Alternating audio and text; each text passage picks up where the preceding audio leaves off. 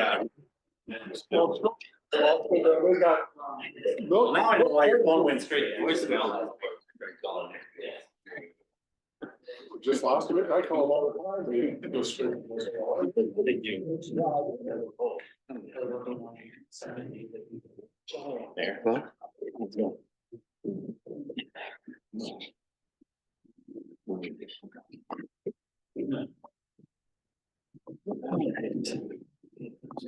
Ready? What are we doing here? Go silence. Good afternoon. Welcome. Thank you for joining us. This is the January 7th, 2025 City Council work session for the city of Marion.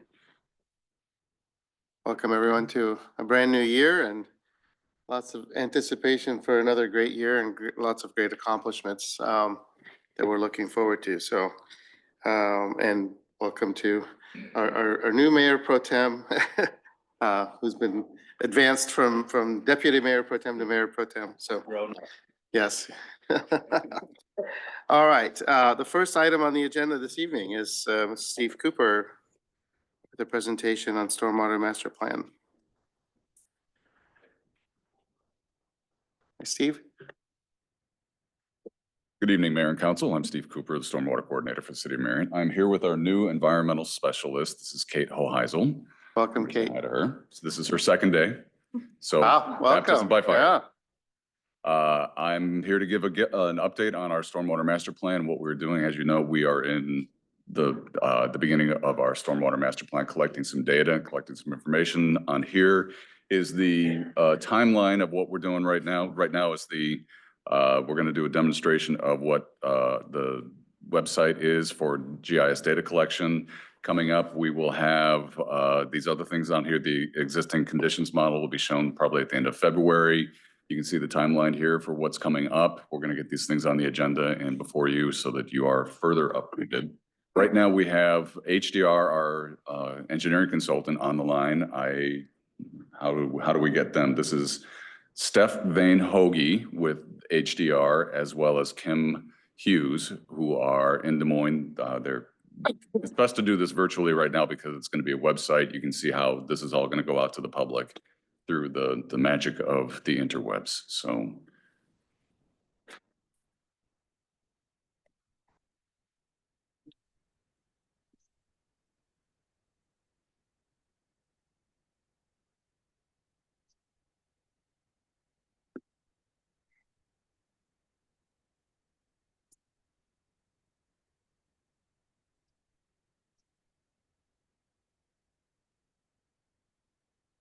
Stephanie, can you hear us? She looks like she's muted. I think you're muted. I think she's working on sharing her screen. 1 second. I am attempting to share my screen. I sent in a request. It is not, there we go. We've got you now, Steph. Can you hear me? Yeah. Can you see the screen now? I sent a request in. Was it approved? Yep, we're all good. It looks good on our end. Perfect. You guys want to do some introductions on your end up there? Sure thing. Yeah. So Stephanie Thane Hoagie, I'm a water resources engineer with HDR, project manager for this project.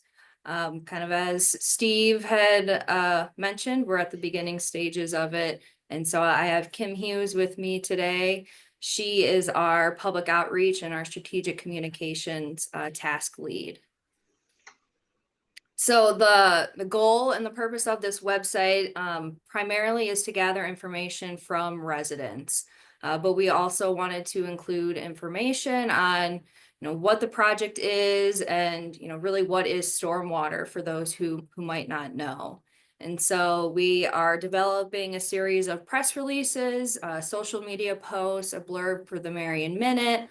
All of that will be pushed out to residents, which will have a link to our website here that they can click on.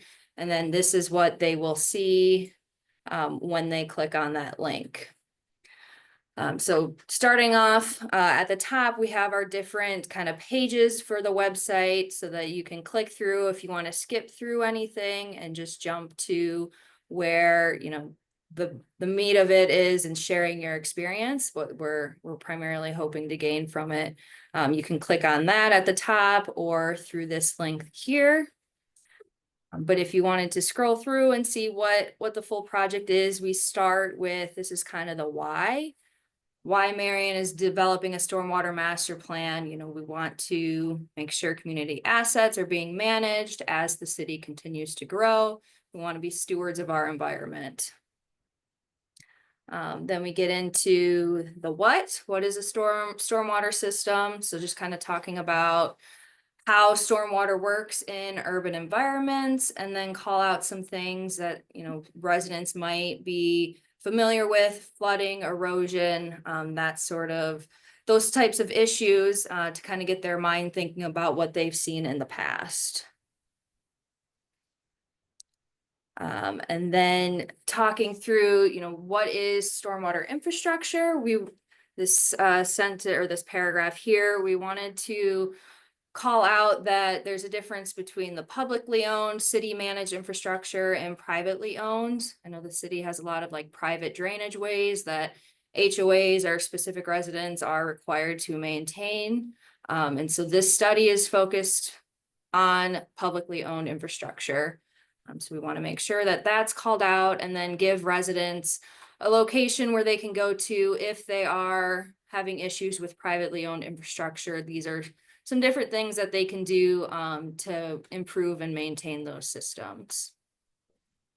And then you can scroll through here. It just kind of talks about the different types of stormwater infrastructure: storm intakes, pipes, drainage ways. All of these pictures, most of them are from City of Marion. There's a few from other cities that kind of depict what we want to show. But culverts and then detention basins show all of the different types of stormwater infrastructure that we're going to be looking at as part of this study. So we can continue scrolling down. And this is where we get into what is the stormwater master plan. We've broken the project down into 3 phases. And then we've listed what we're going to be doing in each phase, as well as when we're planned to be completed. So right now we're in phase 1. We're at the very beginning of this project. We want residents to know that we're collecting information right now, but it's going to be some time before we have answers and results. So phase 1, state of the system. Once that's done, we'll get into phase 2. That's identifying where projects could be that will address any issues, and then prioritizing those projects and developing a CIP for the city. That's planned to be completed next spring. And then finally, the completion of the study will develop a capstone report, and then that would be summer 2026. So talking through what we're going to be doing in the study. And then I know that the city's gone through several iterations with updating the floodplains in the city through FEMA. So we wanted to call out that this is not an evaluation of the floodplains, of the FEMA floodplains. We're not looking at flooding on Indian Creek or the other creeks through the city. We're focused solely on the storm sewer that's draining to those creeks. And then lastly, the bulk and what we're really trying to gather from having this website is to get residents to share their experience. So we've got a couple of boilerplate questions here to help them develop what they've seen in the past, where they've seen flooding, erosion, backups, any other concerns. And then this is our comment map. So there's a legend here for the different types of infrastructure that we're looking at. And what residents are able to do is to zoom in on an area and say right here, as you zoom in, certain things turn on. You can see detention basins, the storm sewer pipes, and if a resident has recognized, say, this detention basin has overtopped in the past, they could go and click add a comment. You can move this around to anywhere where you want. So you can jump here, leave a comment, and then this window pops up. We have categories to distinguish what type of issue they've seen, or you can always select other and describe your issue in the comments. So for here, I'll say this is a detention basin issue. If there's photos available, we would love to see them. They're very helpful with validating the model that we're building. So you can upload any photos, and then a resident could type in detention basin overtopped in June 2019 or something like that. And then just hit submit, and that will get pushed back to us, both the city and HDR, where we'll be able to view all of those comments. We are not able to upload videos to the website. We do say if you have videos to please email them to us, and then we have email address set up. And then if there's any questions, can always contact the city about this. That kind of concludes our demo here. I'm happy to answer any questions or go back through and share anything else. It's Okay. pretty simple. We wanted to make Yeah. it simple for the residents to, and to be able to tell their story and not have to worry about too much with technology. So when will this be available? Next week. Next week. We'll have it out next week, and it'll be online for a year. For an entire year? Entire year. Okay. Okay. And I assume we'll use every avenue to let people know that it's there and available? It's like with the parks plan that we recently came out with, our stormwater or our sanitary master plan, the plan. We're working with Amber to make sure that all of those different avenues that everyone gets the information. Okay, questions? Go ahead, Grant. So collecting data for a year sounds like, or information sounds like a great idea, because we're going to go through multiple seasons and have different influences, spring drainage, summer rain, and fall rain. So I think that's a good plan.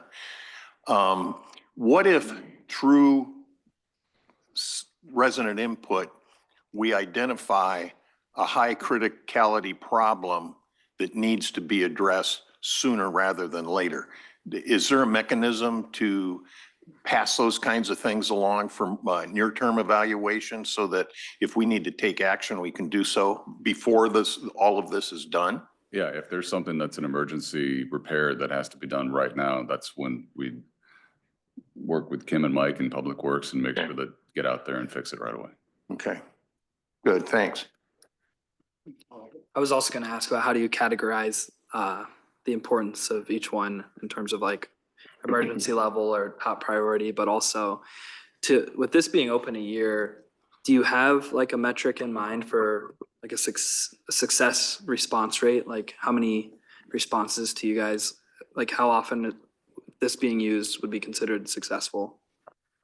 Any amount of input is valuable. I'm sure that we will get lots of people, once they get the word of this, they'll go. I'm sure we're gonna get lots of things, like even something like downspouts. Like someone saying, my neighbor's downspout is too close to my house. That'd be great. We'll take a look at some of those. It's not that we're going to discredit anything. We'll take a look at all of them. Sure, no, thanks. This may sound like a simplistic question, but so you get a specific comment about a specific detention basin.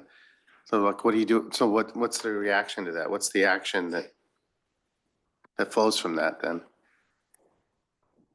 Steph, do you have a thought on what we're gonna do with all of this? Yeah, so it'll be used for several different things that we're looking at in the master plan. First, we're building a hydraulic model, so similar to the sanitary sewer master plan study, where we have, developing a model that represents the storm sewer throughout the city. So whenever we see a comment come in, say a detention basin overtopping, we'll compare that to our model results, and we'll determine, where we're seeing. We'll use that to validate and calibrate our model to make sure that we're showing similar results. Then we're also doing like a detention basin condition assessment. So if we're getting a lot of comments about a specific detention basin, we are actually planned to go out and do a site survey at several detention basins, so we can add that to our list of where we're going to go out, and then we'll do our own evaluation of, oh, you know, the outlet structure is blocked by debris. That's likely the cause. Let the city staff know that, then that can get added to the maintenance plan. So that's another avenue that this information will be used. And then it'll also just be, you know, just for awareness on where to maybe identify issues going into the future. If a significant rainfall event happens 3 or 4 years from now, we can use this information to say, you know, are the conditions the same? Have we improved them post-project? That sort of stuff. Any other, go ahead, Steve. Yeah, to me, this is very needed. I mean, I can recall a handful of residents that have called me about stormwater issues. So I will definitely reach out to them to make sure they provide their input. But this seems really similar to, once we get all of this data and information, it's kind of like our road assessment program, where there's certainly going to be an annual need, either some major projects going on or something on a shorter term basis. So from a CIP standpoint, since we're kind of moving into the throes of that, I don't recall on stormwater issues, is this going to be a future line item, kind of like we do with some of the other areas where we're just going to put a dollar amount and then we will determine year to year how to use that? So I don't recall what's in the CIP in this area, but I certainly see the need coming and being defined out of this project. Yeah, so we have an annual stormwater program. So whether that's drain tile or storm sewer, the problem is it's only like 120,000, but we don't know what our needs are. So I don't know if that takes 50 years to get us up to par, 20 years until we have this study. We don't have that guidepost. So this study gives us that guidepost that then we can say, okay, if we realistically want to make all these improvements in 20 years, the budget needs to be X. And then we can set realistic goals. Okay, so at the present time, there's a minimal amount in there for maybe small emergency issues on a greater term basis. That needs to be defined from this, and then another 1 to 2 years, we'll be able to define that and include the necessary dollars. Correct. And the other thing that you see. Thank you. Steve, the other thing you Yes. see in the CIP also is the cost to do this master Right. plan. So that's the other item that you see in the CIP that you saw last year, and that you'll see, because this project is, you know, somewhere up into the almost $400,000 to do over this 4-year period of time.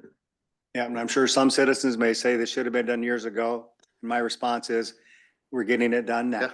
Yep, exactly. So, Yeah. thank you. Yeah, what I love about this is it's just one more step in our progression towards database decision-making, well-informed decision-making that's so explainable then to the residents, and makes our decision-making make sense.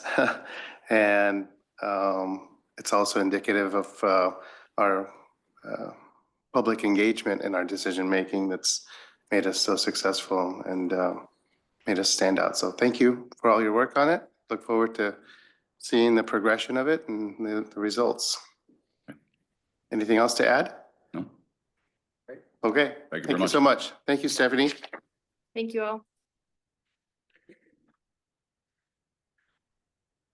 Next item is an update from Seth on the farmer's market relocation.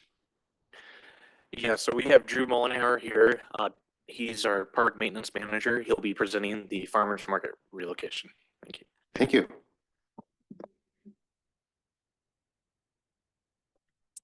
Hello. All right, good evening, Mayor and Council. As Seth said, I'm Drew Mollenhauer, Parks Maintenance Manager, here to present on the Marion Farmers Market relocation. Historically, the market's been several places in Marion. Currently, the home is Toppy Park. And in November, we were approached by Park Board with some concerns of ongoing safety issues with parking and proximity to vendors at Toppy and some of the crowded space. So in December, we presented a plan to relocate the market to Willowwood Park, or also known as the pool. The pool allows us to have some existing infrastructure. The parking lot that's there allows a lot of hard surface space to accommodate better for the vendors as well as customers. So some of the big benefits, here's kind of a layout of how we would plan to put vendors in the parking lot. So we're actually able to separate the customer parking from the vendor spaces to kind of provide that safety. So there's not vehicles driving around the vendors. Kind of allows pedestrians to be safer in there as well. It also increases our vendor spaces. So currently we only have 33 spaces at Tobby, and they're very crowded in there. This actually lets us increase to 40 spaces plus those partner vendor spaces for council and master gardeners and our other partners. Another big concern we had at Tobby was the restroom situation with the portable restroom that's there. So at the pool facility, there's exterior restrooms on the pool building that will be able to be used for the market and allow that flushable restroom for customers and vendors. And as far as parking for customers, so this only shows half the parking lot. There's a section to the north of this. So we're increasing parking for customers from 15 to 18 spots, depending how vendors were laid out at Tobby, to 70 plus spots at the pool.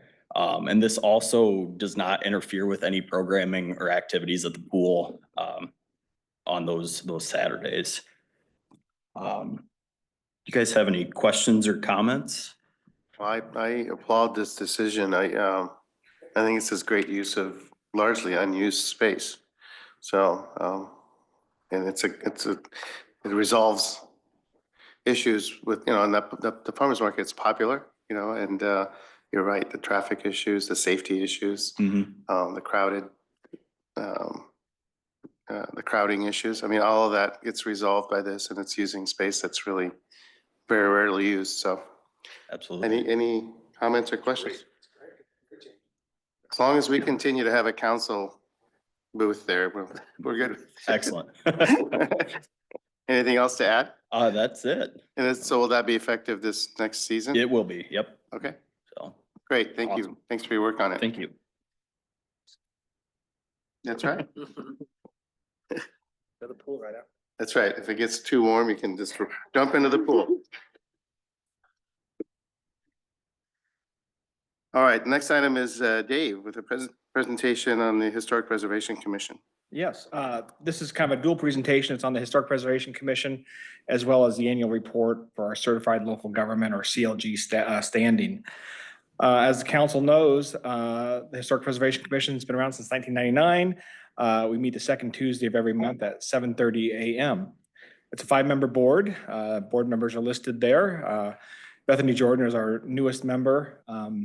Has filled a vacancy that we had for quite a while, and it was one of our concerns throughout the last couple of years is just kind of keeping those vacancies filled because it's very much a passion board. Not everybody just wants to fill it. You really have to have that kind of passion for history.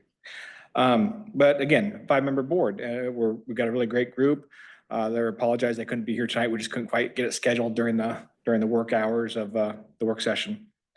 A little bit about the CLG program as part of the annual report. This is a collaborative effort between local, state, and federal governments. It really is aimed toward protecting historic resources, not just structures, but resources. By attaining the CLG status, like I said, it has really opened us up to grant opportunities, additional funding opportunities, as well as the depth and knowledge of other communities that have taken on historic preservation efforts. Iowa does have one of the largest CLG memberships of all the states. And so we have a lot of folks that we can chat with and talk to about strategies that they've implemented, what's worked, what's not worked, and moving the preservation of structures along. Some key features of our historic districts. We do have 3 of them. They've all been nominated and designated since 2000. Pucker Street, Uptown, and Terrace Park. We do have a total of 9 National Register properties, 4 of which the Historic Preservation Commission has taken on over the years, with the most recent being the McGowan House just down the street before we sold that as a city-owned property. And of course, we have taken on many corridor review projects, survey and evaluation projects of thousands of structures across the community, kind of inventoried those. So we do know where all the brick houses are, even the ones that are covered up by siding. We know where our oldest structures are all at now, And we know the ones that are coming up on 50 years, of course, because once you're 50 years old, you're historic in the eyes of the National Register. We've been working on that as well. So along with the nominations, along with the nominations, we've had a pretty busy year in 2024. We conducted a partial demolition review for the former Marion Methodist Church on that classroom wing. We performed development reviews of the Uptown Parking study, the Bell Tower Lofts site plan, which is the former Methodist Church, as well as the Hoth Flats. Many of those projects are not necessarily in a historic district, but they're historic adjacent, and we want to make sure that they are pulling elements of historic Marion into those transitional neighborhoods before we get into the actual residential neighborhoods. So they're looking at those projects, ensuring that they're carrying that fabric along and expanding correctly. We've also provided quite a bit of comment on the historic brick streets, or the old brick streets in town. We did perform one section 106 review, which is on Casina and Highway 13, and that is a review of a historic status of a property that may be receiving some federal grants or funds. And then we've always continued our preservation and documentation efforts. We're looking at some new options to make sure we're performing demolition review on all structures greater than 50 years old, especially when there's potential for state or federal dollars in the future, so we can have those properties adequately identified and documented before we go for those funds. As part of the commission's, as part of the CLG status, I do have to talk about our challenges. That's something they want us to know. That's something they want to know as an organization on how they can improve. Again, filling commission vacancies has been a challenge. It's very much a passion commission, unlike BPAC or some of those others we really care about biking or trails. This one's historic preservation. We did lose two of our members over the last year, Pat Kloppenstein and Judy Hall. They were truly our torchbearers of historic preservations in town, and we're kind of trying to find that new torchbearer to help us carry on the energy that they brought. Public engagement, of course, has always been a challenge. Since COVID, we used to do a lot of booths, but with the Uptown going through its revitalization effort, once that's complete, they're eager to get back out there and be part of the festivals, and whatnot with booths, informational booths. They just haven't quite had that space there yet the last couple of years, but they're excited about the Uptown changes and getting back out there. So those have been our biggest challenges. Moving forward, we don't necessarily have a work plan, but we do have goals and objectives. It's quite a lengthy list that is provided in the staff report. But hit the high points. It's continuing to ensure sensitive development near our historic districts. Again, like Hoth Flats, Bell Tower Lofts, we want to make sure that they are integrating historical elements, especially as they encroach into other neighborhoods. Always continuing to attract new members or even people to our commission. Again, 7:30 in the morning is pretty early for some folks, but we have seen a little uptick in residents attending. And they've been bringing their projects forward to the commission, looking for advice and guidance from staff and the commission on their projects. So we're excited about that. And then continue to strengthen our community outreach. A few other items on there. We'd like to perform another historic survey and evaluation. It will not be this next fiscal year, probably be the one after that, as we do have to identify a budget for that project. And that'll be probably the Irish Hill neighborhood, one of the old railroad neighborhoods, working class neighborhoods, just to the east of here. But again, the commission does meet every second Tuesday of every month, 7:30 a.m. Welcome, any comments? Questions? Thanks, Dave. Questions? Yeah. Dave, so how many vacancies are there on the commission? We're fully booked now. Okay. But when we do have a vacancy, it takes a little while to fill it, so. Okay, all right. So you're not in need at this point. I'm always in need of names to call on when the vacancies do I'm occur. sure we can all think of, or try to come up with one name to put on your It's list good to of have a database. potential future members that you can reach out to. I mean, we all know people who are passionate about historic preservation.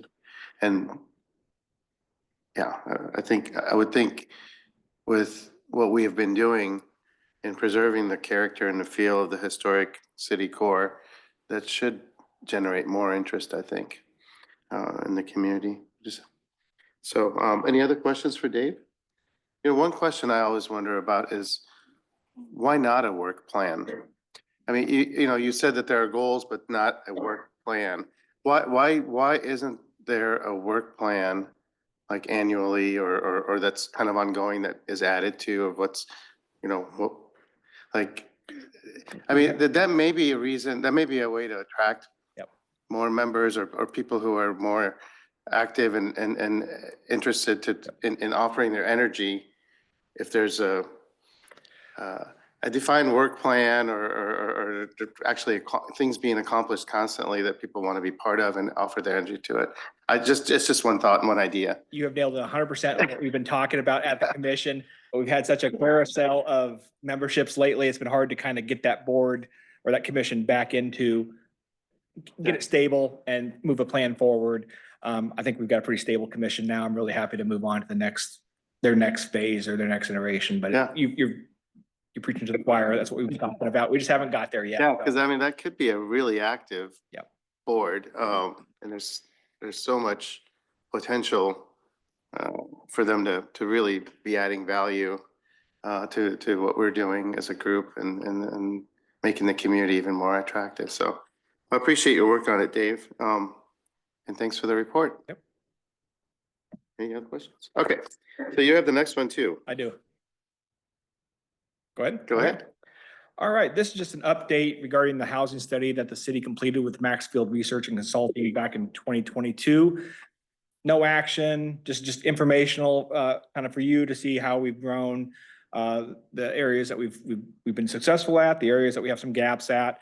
So it's really just a quick little overview, snapshot over the last couple of years and where we were at with the housing units in the community. We're going to see this chart a lot, so you don't have to pop it up every time we move on to another subject. But I'm going to start off with rental units and the market rate rental units. We right now are at about 43% of our identified need, and this is between 2022 and 2030. So over the 3 years, we're about 43% of the way there. So we're slightly ahead of that schedule, if you want to call it that, or our need. We still have about 342 odd units needed to meet our goal. However, we've got a lot of projects in the works, as we all know. I've listed a handful of them there that we do know are occurring. If those projects do happen prior to 2030, we'll be close to 90% of our anticipated needs. And of course, there's going to be some multifamily projects out there that we just don't know today because they don't exist. So we're likely to meet our market rate rental needs by 2030, likely nearing it in 2026, 2027, likely. As we move on, the one that's asked about the most is our for sale single-family homes. This does include your traditional detached homes, your condos, your townhomes, et cetera. We're at about 20% of our anticipated need. You can see the building permits issued by year. And again, these are building permits issued, not necessarily occupied units. So a building permit issued in 2024 may not be an occupied unit until 2020 or until this year. But permits are the easiest to track. But we've had some pretty healthy growth. These numbers are slightly where we've been the previous 5 years in housing numbers. It's kind of a little slower than we anticipated by construction costs, interest rates, et cetera. The map there, the image there, that was a snapshot back in September, I believe, of our 2024 starts, housing starts for single family. You can see where all the development's occurring. If I was to throw the 2022 and 2023, they're right on top of those already pinned. So those are really the neighborhoods that we're seeing those 300 plus units being constructed. We are seeing a variety of locations, price points, and styles, which is a good diverse housing stock. And again, as I said, higher interest rates, construction costs have likely contributed kind of that little slower number than we've seen over the last couple decades, but still a very healthy single-family housing market that we've seen over the last couple of years. And finally, the last one, the active adult market rate rental. We're at about 40% of our need. That was conducted with one project, the Tulip Tree Apartments, down on East Post Road, kind of behind Furniture Row to the north there. So another similar project would almost meet our needs for that an active adult market rate senior apartments. So that's 55 plus. Little stat there, we have about 7,200 people in town that are 55 plus. So it's definitely a growing market need to fill those rental markets for those folks. And finally, I'll go quickly on these, but these are our gaps. We have several gaps. The first is shallow and deep subsidy. We needed about 350 units between those two types of housing types. Those have not been constructed yet. A little description of shallow and deep subsidy there. Our biggest project was the lofts just down to the east of us here, a few blocks that was built several years ago. This is a tough project to build, obviously very costly.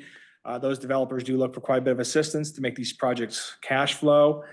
They typically look for publicly owned and underutilized land, usually city, county, or state land, or some sort of trust land that's near amenities, bus stops, grocery stores, grocery stores, employment centers, et cetera. So they're pretty hard to site in any community, especially one like Marion that's seeing a lot of market rate driven projects in our corridor. Multifamily for sale units. This is your kind of a unique product. They had about 500 in need. This is what we're talking about. We see these, we think apartments. They truly are being built as apartments now. We've all heard the term build to suit. These are being built to rent. They're being intentionally built to go right into the rental market. And we're losing that ability to create a really attainable kind of first home for a lot of folks. It's getting more difficult. And as they get bought up by rental companies, it just drives the price up. Again, makes home ownership a little more tougher in this type of entry level of home. And finally, the big block of red there, back into the active adult areas. Your ownership model, which has been talked about quite a bit. Your deep and shallow subsidy, 55 plus. And then your independent living, assisted living, and memory care. Again, a very financially difficult projects to perform. A lot of subsidies need to be provided at the state levels. And then just the market demand may be off in the model.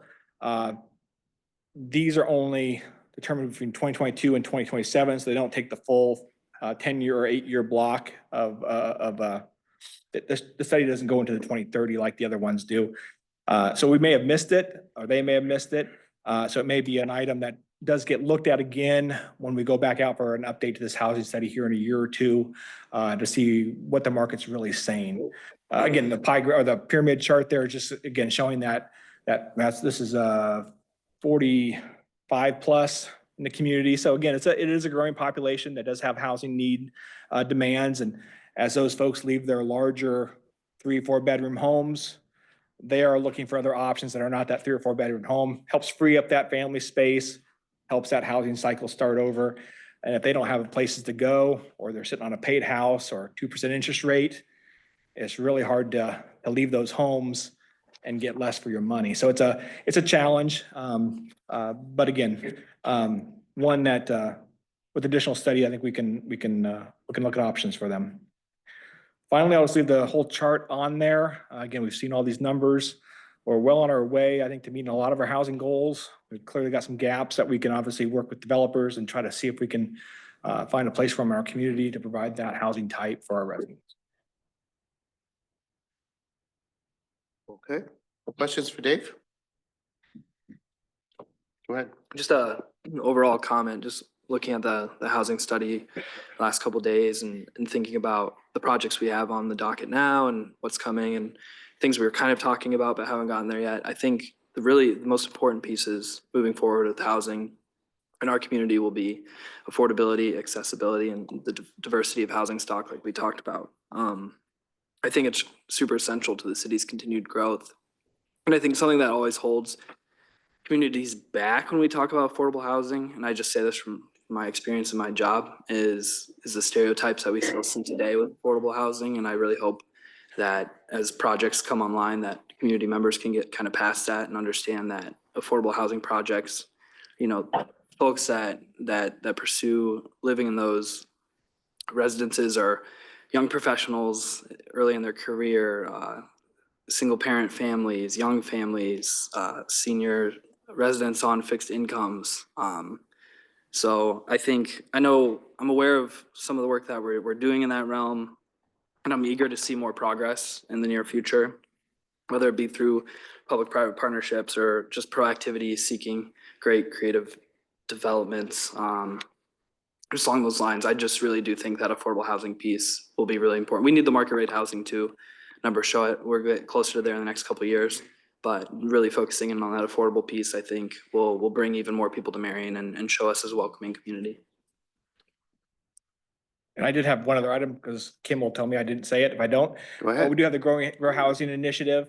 That's targeting kind of this area of Marion. As we have that older housing stock. A lot of that's been folded into rentals, but there are programs and assistance out there for the ownership options, again, to kind of re-strengthen and those homes and keep them into the single family market as an attainable ownership option.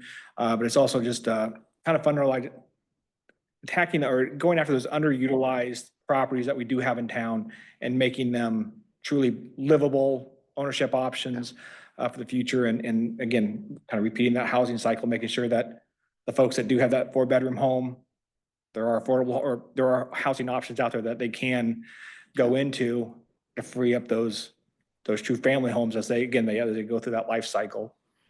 Yeah, affordability and affordable housing is a issue for every community in Iowa, probably across the country, but certainly in Iowa, and I hear about it monthly at the Iowa Finance Authority board meetings.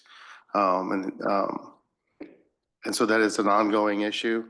I think as a city, specifically Marion, if you look at the multi-year perspective, we have come a long ways. I think with the addition of the market rate rentals, it freed up a lot of the affordable rental units that were being taken up by people who could afford more because there wasn't the availability or the stock available and the options. So that's freed up the affordable housing for people. We've seen, a number of projects come online. I think the investments the city's making in the core is important to incent the upkeep of the affordable housing stock, which is largely in the city core, around the city core. It's incenting people to keep up those properties and keep them in good shape. And certainly we've had programs to incent that. So I think we're doing a great job. There's always more to be done. But I have a little bit different perspective on it. I don't think we have enough of the other end of the housing. So we need housing for everybody in every level, attainable housing for every socioeconomic level, to give everyone opportunities that wants to live in this community. And so I think we're really lacking on the other end and that type of option also. So we're growing and there's a lot of need and everybody wants to live in Marion. So we have lots of opportunity to create opportunities for people to live here. So any other questions for Dave? Thank you. Thanks, Dave.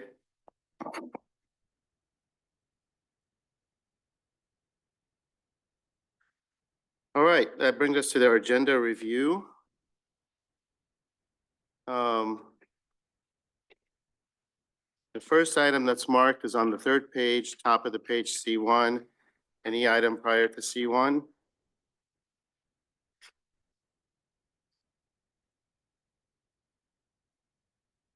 All right, Seth. C1. Hello.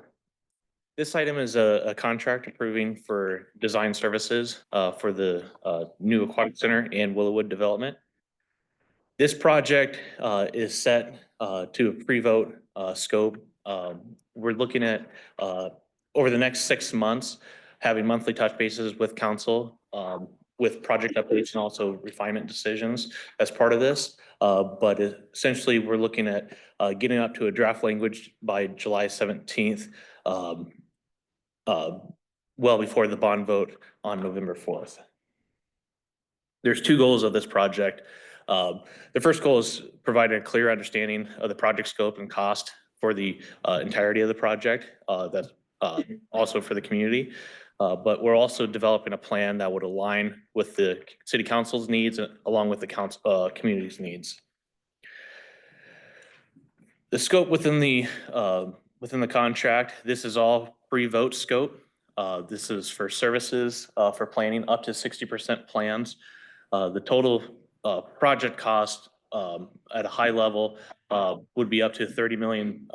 This covers everything included from the land acquisition, the surrounding infrastructure around the aquatic center itself, along with the Willowwood Pool development.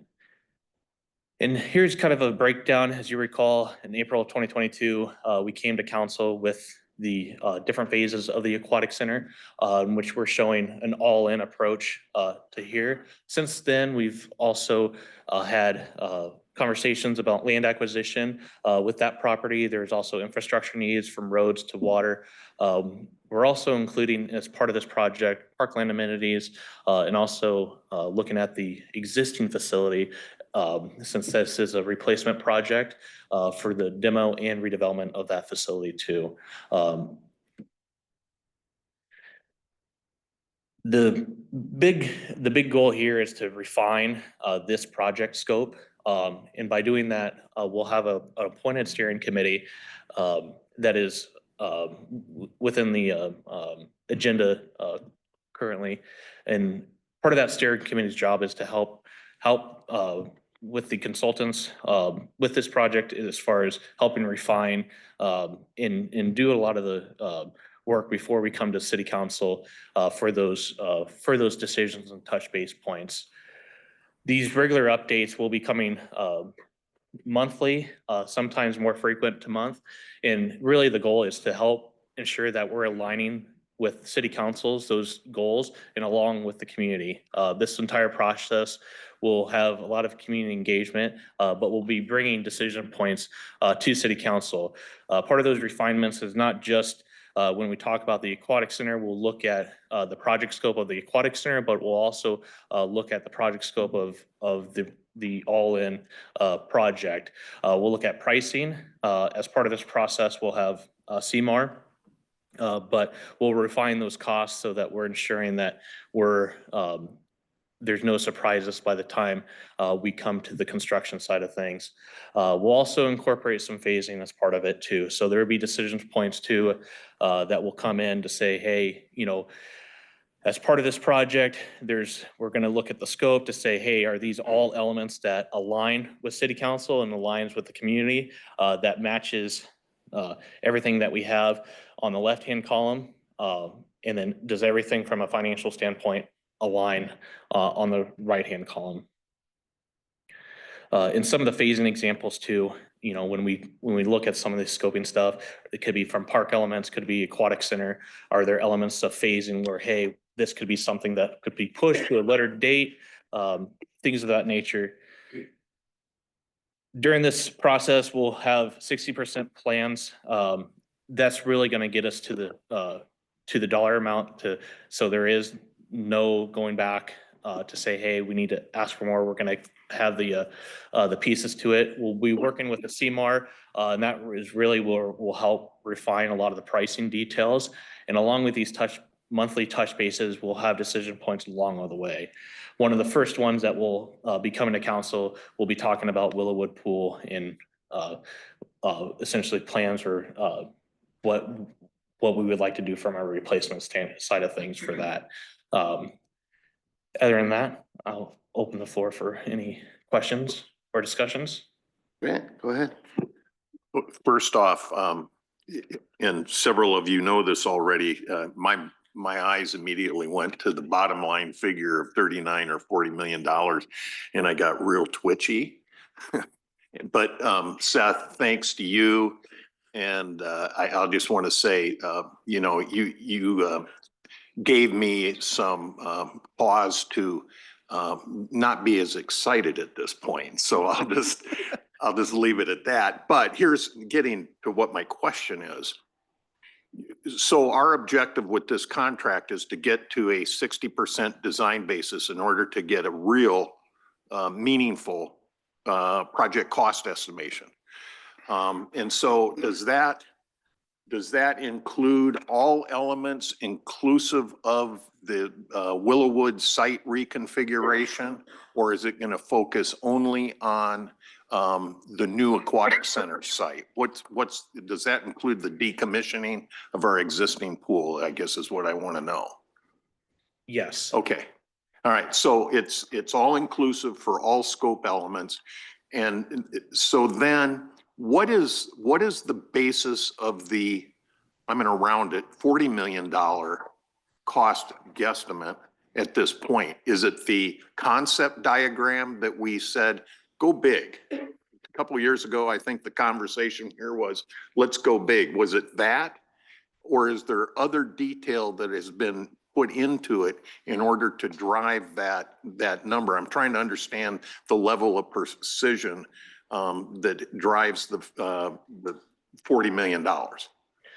Yeah, so for the aquatic center itself, we worked with the consultant to get those prices. We've touched base with them to put dollars for today. There's other elements of this project too, when we look at the on-site items that we worked with internally with our engineering department to help configure those infrastructure dollars.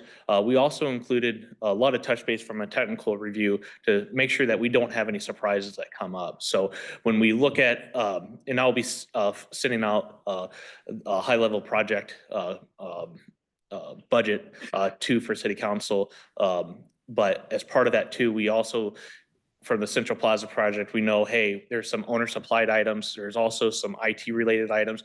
We included everything that could possibly be thought of to be included into that 39 million. So when we talk about a refinement, there's a lot of items that are likely going to be pulled out. We put in an $80,000 drowning detection system into those cost estimates because right now it's such a high scope. And when we go through this process, that's the refinement that we're really looking at doing is really getting to the nuts and bolts of what does this project actually need for the community, and that aligns both from the entirety of the project along with the financial commitment that the community and City Council is looking to put forward. So what I take away from that comment, and that was useful to me, this project in total is ripe for some value engineering starting pretty quick, right? And I'm looking at Mike because yeah, and that's why we're doing the construction manager at risk as well. Why we're getting them on board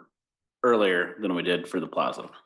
Okay, I won't ask what the general thought is of, the level of cost that might be driven out of this project because it's too early to ask that question. So, yes, and if I may, Grant, the other things to keep in mind here too, from when we first had these numbers, like concrete has doubled. So you saw some of that. You saw some of those increases for supplies with the Public Works building too. So you're looking fly ash that they usually use in these types of projects.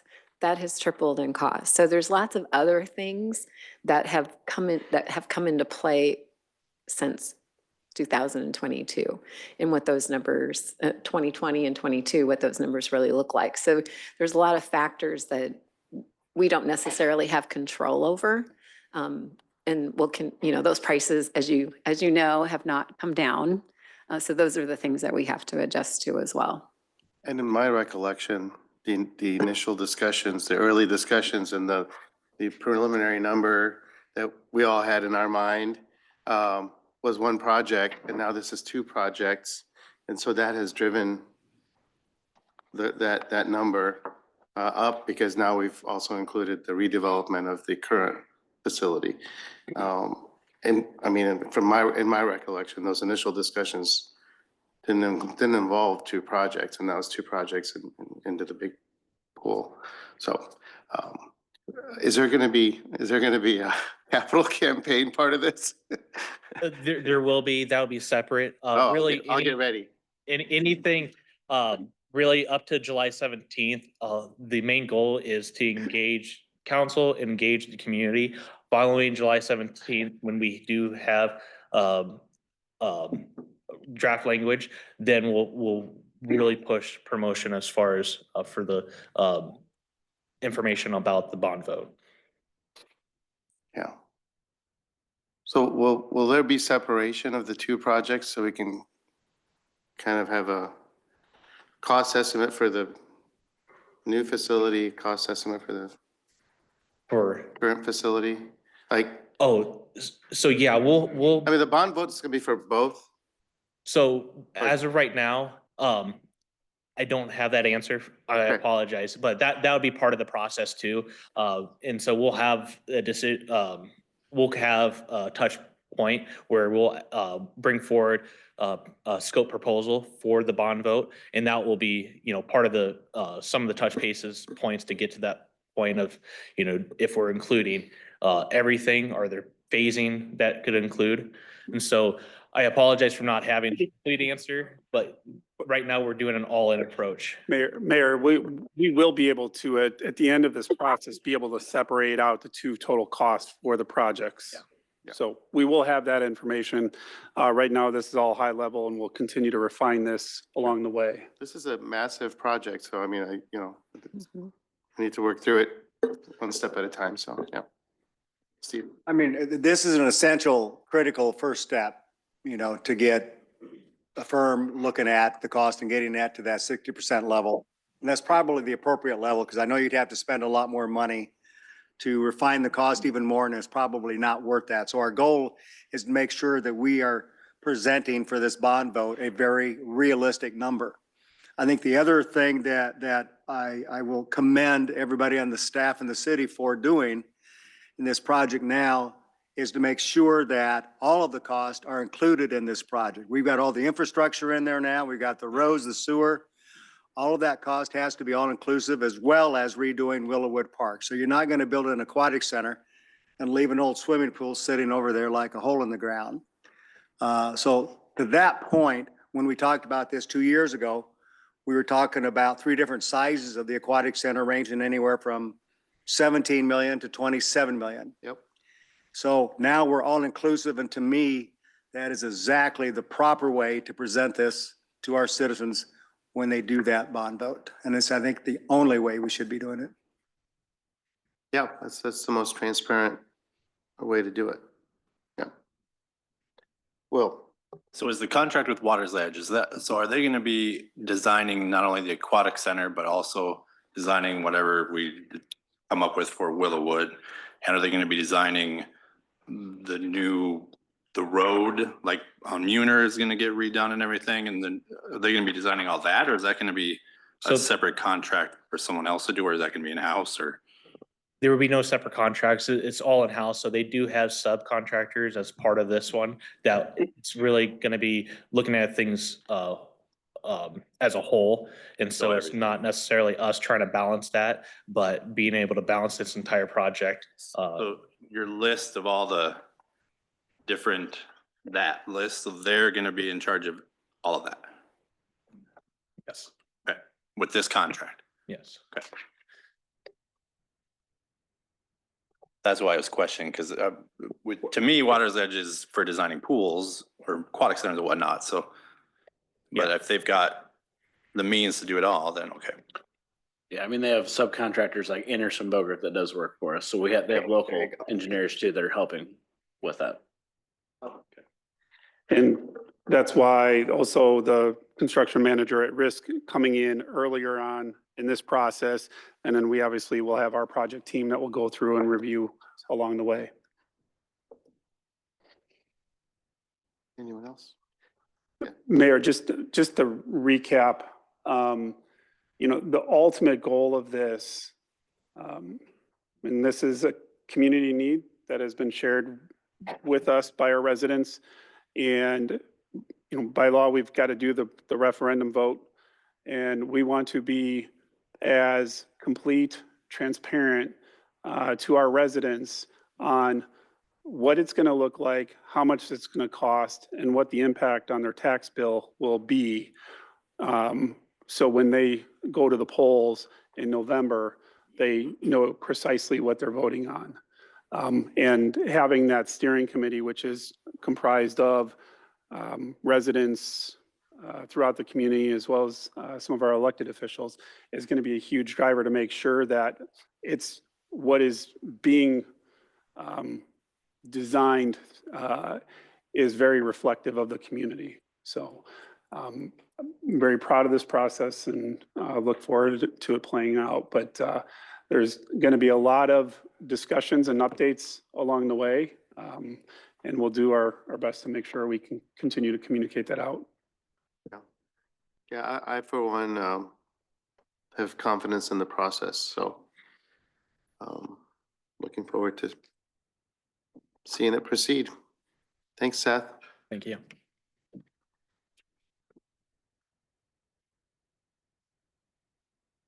So for the next three items, I just wanted to highlight, these are 2080 agreements with Marion Independent, City of Springville, and City of Bertram, for them to actually buy some of our salt. So that partnership that we talk about of working with other municipalities and agencies to try and drive down those prices by doing bulk pricing. So this is just one example, just so wanted to take a little bit of time and celebrate that. Awesome. Any questions on that? Comments? Okay, thanks, Mike. Next item that's marked is on the next page, E3. Anything prior to E3? Anyone would like to discuss? Okay, Dave, E3. Yes, this is a contract not to exceed $40,000 with RDG Planning and Design. This is for assistance on developing code updates, design standard updates, really related to the uses within the moratorium. This project will begin really Friday morning. If it's approved on Thursday night, we'll have a kickoff at a little initial kickoff. We have that joint meeting next week with the Planning and Zoning Commission. Charlie Cowell, who's been handling the comp plan, will be also doing this project. So we'll do a little kickoff at that meeting, kind of introduce the different elements of it, and kind of the process and calendar as well. But in a nutshell, it'll be three phases. Phase one, targeted for March 2025 completion. That'll be kind of the immediate need of the uses we've kind of seen and heard: convenience stores, retail, auto repair, some of those ones we've heard about a lot. And then landscaping and lighting. And then phase two, completed in July 2025. Those would be more the ones related to outdoor storage, storage garages. Some of those, they're part of the moratorium, but we've not had the pressure from the public on those items. That'll be phase two. And then a final phase, three, will be a sign code update related to the commercial districts, assembly, and our corridor, trying to get it into corridor context. We really don't have it fitted well into our central corridor area. So it'll be a sign code update. That will begin at some point after the previous two phases that are actually tied to the moratorium. The sign's kind of this, hey, we've got them here, they're working. We'll have them do that updated as well. So three phases. Again, I don't have a completion date because we just don't quite know that on the sign code update. But again, we'll kick this off next week as part of our joint session with the P&Z and City Council, get it introduced, nail down the time a little bit more, and go into a little more detail on what those phases look like. I'm really excited about this. Anyone else? Go ahead. So Dave, with the completion of phase two, does that put us in a situation where we can exit then the moratorium? It says completed July 2025. We're hoping to have it approved at July 2025 City Council. That would, if the council wants to end the moratorium, which is July 1st, and this would get approved either right before or right after, they're going to hit the ground running. I mean, Charlie's been here in the community for a year now with the comp plan. He's heard the concerns, knows the concerns. He's had Nicole and I in his ear every time he's here. So I think they know the concerns. They've already kind of been doing this with the comp plan update. They, just as part of that, they've been developing these codes already. They just got to get it into code format and really try to determine what is the concerns? Is it design? Is it use? Nail it down and get us some language. We'll use the Planning and Zoning Commission throughout this process as kind of the unofficial steering committee to kind of help us move it along. They're not gonna have a learning curve because the foundation's already there, the background. Correct. So, yep. Yeah. Yes, yes. And Mayor, if I could, the goal really is to be able to get the moratorium, keep this moving along so that we can keep the moratorium, those discussions, like Dave said with planning and zoning, keep you up to date with the process of that and where we're going so that we can, the hope is that we can have the moratorium portion of it completely done. The comp plan itself will have that review very soon. They'll be done with that work shortly after we have our joint meeting with planning and zoning. So we're going to keep this project moving along with their assistance to be able to do that. Go ahead. Just to add one more little thing to Councilman Harper's point. The moratorium itself in totality based on this will be done by July. But the phase one, which will be completed in March, is going to be the lion's share of some of the uses that are in the moratorium. So effectively, based on that schedule, a good chunk of the moratorium items, the ones that the council has seen, have had requests come through already this year, those items will be addressed, resolved, taken care of in the code. So what will be left will be a small portion. So you'll have a partial moratorium until July with the big chunk of the major uses being addressed by March. Encouraging. Yeah.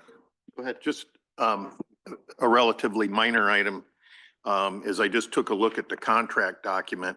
We're being asked to authorize an amount of $40,000 maximum.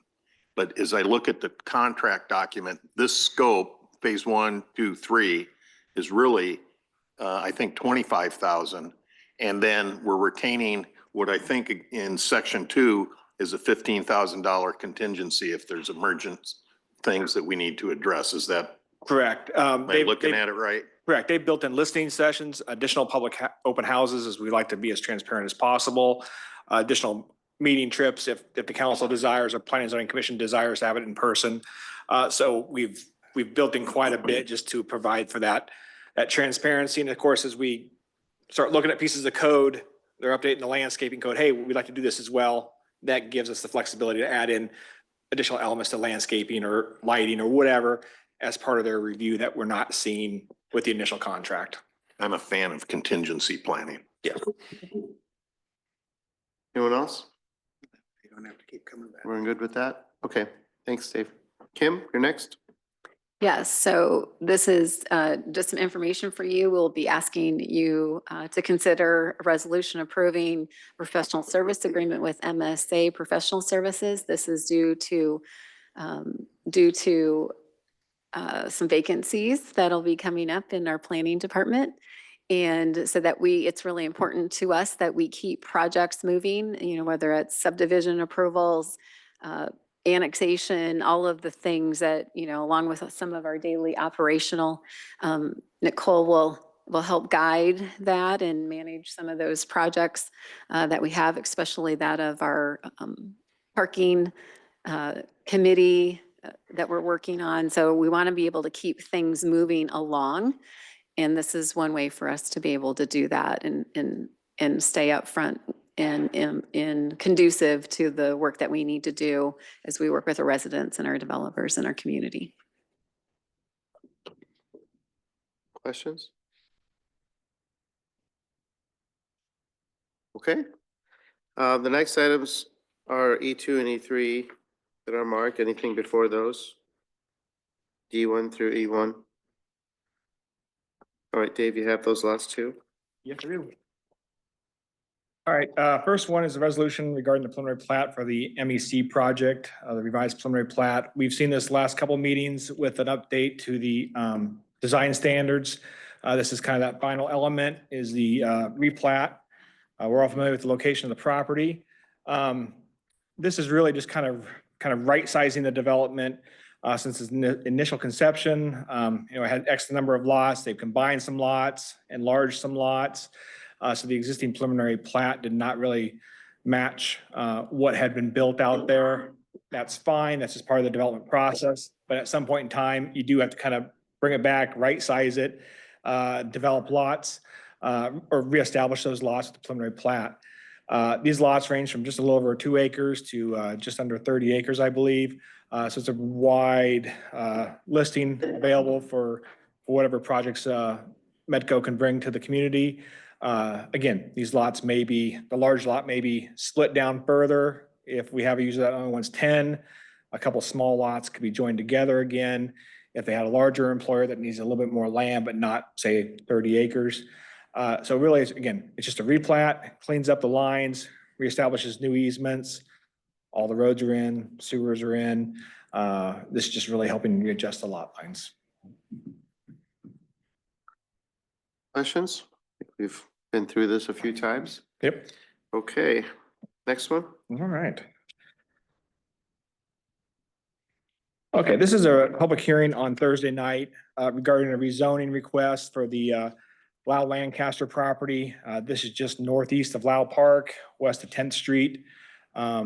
We've had quite a bit of correspondence over the last several months since it was annexed in, mostly regarding improvement requirements.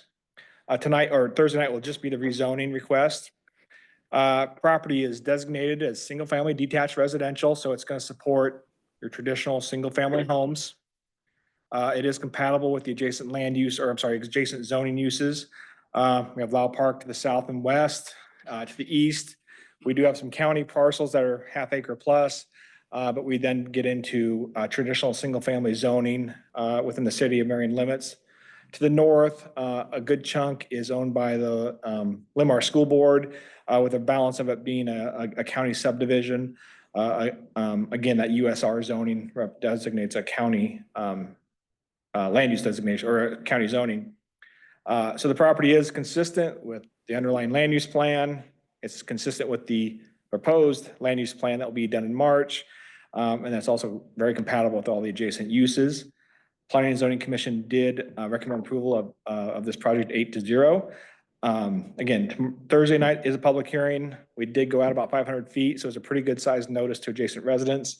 But you will not see the preliminary plat until the February 6th meeting following approval of the zoning if it gets that far.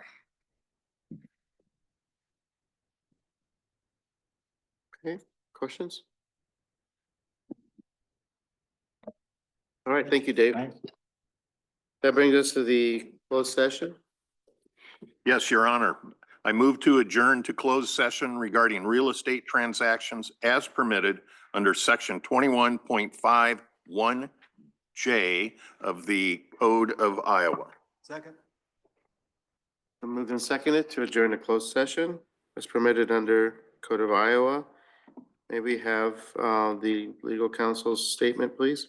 Thank you, Your Honor. I have reviewed the proposed subject matter for the closed session and find the same to be appropriate under Iowa Code, section 21.51J. Thank you. Any questions, discussion before we vote? Roll call, please. Mr. Jensen? Yes. Mr. Harper? Yes. Mr. Miskman? Yes. Mayor Abu Osley? Yes. Ms. Menzer? Yes. Mr. Brandt? Yes. Mr. Sterned? Yes. Thank you. Thank you for joining us. We're now adjourned to closed session.